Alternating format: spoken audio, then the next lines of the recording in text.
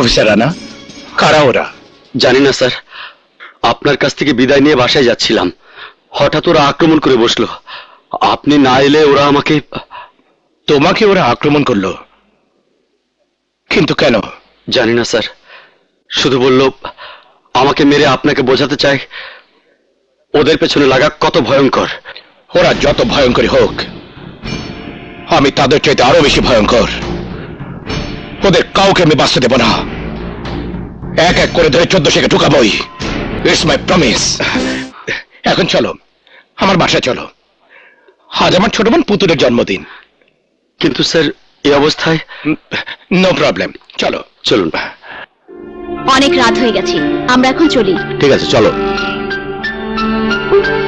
আর কতক্ষণ অপেক্ষা করব? ভাইয়া এখনো এলো না, সেদিকে মেহমানরা না খেয়ে চলে যাচ্ছে। এই জন্য তো বলছি, তোর ভাইয়ার অপেক্ষায় না থেকে চল আমরা কেক কেটে ফেলি। না, ভাইয়া না এলে আমি কেক কাটবো না। তাই বলে আর কতক্ষণ অপেক্ষা করব? ও দাদি, পুতুলকে বলো না কেকটা কেটে ফেলতে। তোমার নাতি কতক্ষণে আসে তার কি কোনো ঠিক ঠিকানা আছে? আসবে আসবে, এক্ষুনি চলে আসবে। আর একটু অপেক্ষা কর। আর অপেক্ষা করতে হবে না, আমি এসে গেছি। আমাকে ছাড়া আমার ছোট বোন কেক কাটবে, এটা কি করে হয়? কিন্তু তুমি এত দেরি করলে কেন? আর বলিস না, পুলিশের চাকরি মানে গাধার খাটুনি। রাত নেই, দিন নেই, শুধু ডিউটি আর ডিউটি। আমি পারবো না, মামলা তোর, তুই সামলা। কি সামলাবি? সেই সন্ধ্যে থেকে বসে আছি, আর এখন বাজে রাত 12টা। সমস্ত মেহমানগুলো না খেয়ে চলে গেছে। খুব ভালো করেছো, বসো বসো। আমরা আছি না, আমরা পেট ভরে খেতে পারবো। কিনা না পারবে না? পারবো স্যার। ওহো, তোমার সাথে তো কারো পরিচয় করা হলো না। শিট, একদম ভুলে গেছি। পুতুল, ওর নাম রানা। হ্যাঁ। রানা আমার ছোট বোন পুতুল। হাই। রানা জি। আমার দাদি। আসসালামু আলাইকুম। ওয়ালাইকুম আসসালাম। আর ও তোমার শ্রদ্ধেয় ভাবি। রাইট। পরিচয় পর্ব শেষ, জি। এবার চলো কেক কাটি। চলো চলো।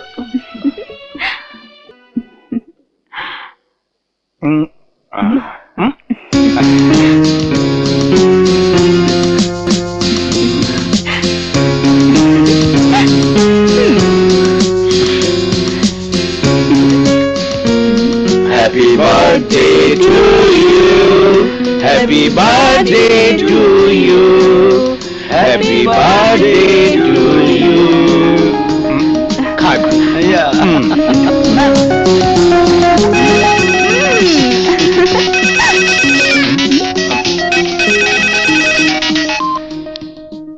হ্যালো, হাসপাতালে?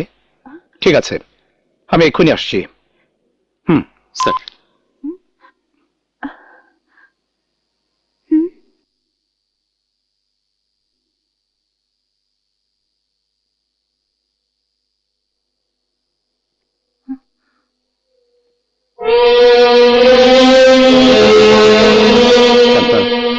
কেমন আছে মেয়েটি?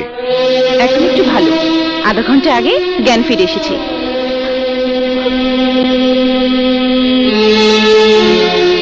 কি নাম তোমার বোন? আশা। স্যার, আমি বাঁচতে চাই না, আমাকে মেরে ফেলুন। আমার এই জীবনের কোনো মূল্য নেই, কোনো মূল্য নেই। বাঁচতে তোমাকে হবেই। তুমি শুধু একবার বলো, কারা তোমার এই সর্বনাশ করেছে? তাদের চিনতে পেরেছো কিনা? হ্যাঁ স্যার, চিনতে পেরেছি। একজন হলো... আমি বলতে পারবো না। না, আমি বলতে পারবো না। না, বলতে তোমাকে হবেই। তোমাদের মতো মেয়েরা নির্যাতনের শিকার হয়ে মুখ খুলছে না বলেই দিনের পর দিন সমাজে অন্যায় অত্যাচার বেড়েই চলেছে। ধর্ষিত হচ্ছে হাজারো মা বোন, ছাড়া পেয়ে যাচ্ছে ওইসব নরপশুদের মতো সমাজের কীটগুলো। বলো বোন, বলো, ওরা কারা? প্লিজ চুপ করে থেকো না। আমার অফিসের বস কমল ব্যাপারে। ছেড়ে দেব? আগে 14 বছর জেল খাট, তারপর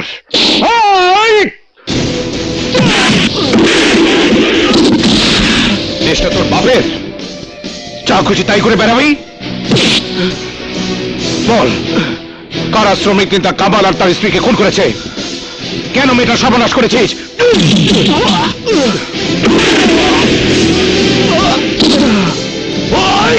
আরে হারামির বাচ্চা, মেয়ে মানুষ মায়ের জাত। সে মা যদি ইজ্জত এভাবে নষ্ট করেছিস, এভাবে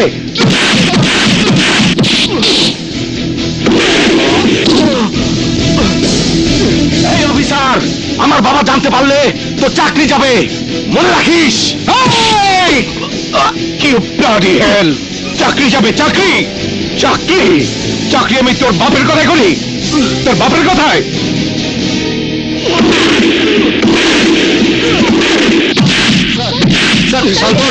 ওকে ছেড়ে দিন, স্যার। Please, sir.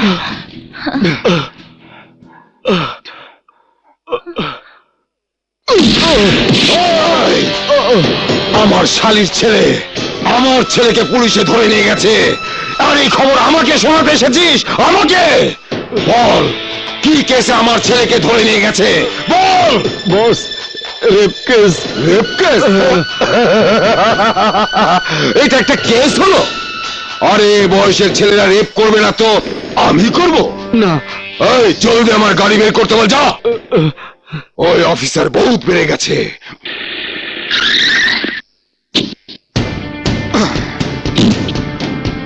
কোথায় কোথায় সেই পুলিশ অফিসার? কোথায় কোথায় সেই 3 টাকার পুলিশ অফিসার যে আমার ছেলেকে ধরে এনে থানা সেলে আটকে রেখেছে? আমি তাকে দেখতে চাই। কত বড় বুকের পাটা তার! আমি সেই পুলিশ অফিসার, 4 বুকের পাটা, 45 ইঞ্চি চওড়া। আচ্ছা আচ্ছা, তাহলে তুমি সেই পুলিশ অফিসার যার এত এত সুনাম শুনেছি, যা শুনে শুনে আমার কান বড় হয়ে গেছে।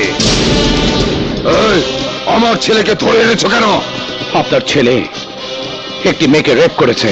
কি করেছে? একটি মেয়েকে ধর্ষণ করেছে। বুঝিনি, জোরে বলো। ধর্ষণ করেছে। আরো জোরে বলো। You bastard!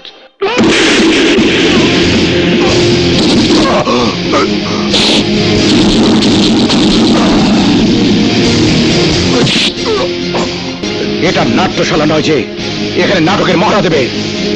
এটা পুলিশ স্টেশন, বুঝছিস?